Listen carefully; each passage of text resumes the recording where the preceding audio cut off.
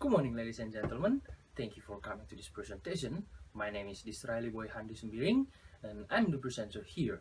Our topic today is why we should consume the beef, and in my talk today, I will divide it into 5 parts. The first is the definition of the meat, the second is the example of the beef cattle, the third is how to produce the beef meat, the fourth is the nutrient content of the beef, and the last is the conclusion. Today, if you have anything to ask for me about the presentation, please do not hesitate to ask, and I will be very happy to answer your question in the last part, in the question and answer part. Okay, today let me start with give you a data that I get from BPS.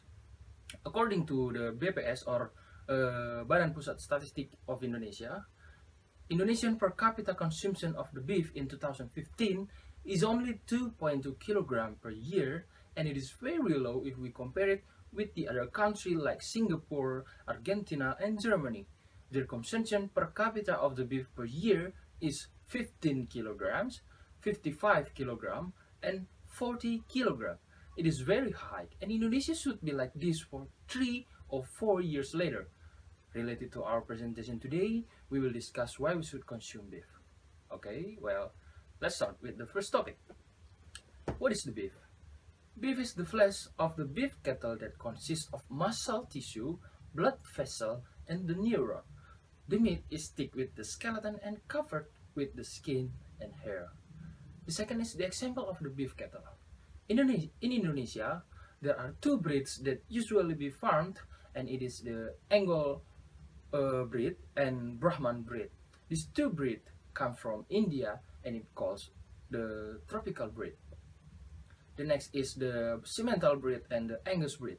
These 2 breeds come from England, and that's why it's called the subtropical breed. The tropical breed is more resistant to the hot climate and also the disease than the subtropical breed. But about the quality of the meat, the subtropical is better than the tropical. The subtropical breed contains more intramuscular fat in the muscle, so that the quality is better, especially the Angus breed, the black one. Intramuscular fat makes the meat more tasty. When processed, the meat becomes steak. The next is how to produce the good quality of beef meat. To produce the beef meat, the beef cattle have to pass through some process. The first is the breeding farm for 6 months to 1 year. The second is the feedlot for about 3 to 6 months. The slaughterhouse to slaughter it and cut it become carcass. The next is the beef meat industry to process it become the meatball, nugget, and sausage, and etc. The next is the nutrient content of the beef. The first is the iron. Iron is good for our metabolism and helps strengthen our immune system.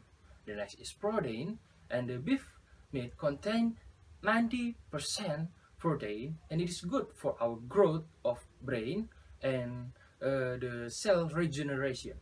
The next is the selenium. Selenium also helps to produce antioxidant and help strengthen our immune system. And the most important is it is good for our immune system. It is very need to strengthen our immune system. The next is the zinc. It is good for our metabolism also, and the main function of zinc is good for the production of the sperm for the man. And the next is B vitamin complex, and it is good for our neuron system. And the last is the omega-3, and it is good for our heart function and liver function. So this is the 6 main nutrients that the beef contain. The next is the conclusion. So the beef contain many nutrients that good for our health, for fulfill our nutrient need, and also like iron, protein, selenium, zinc, vitamin B complex, and the omega-3. Each of them is very useful for our metabolism, help to strengthen our immune system, and also good for our vital organ function.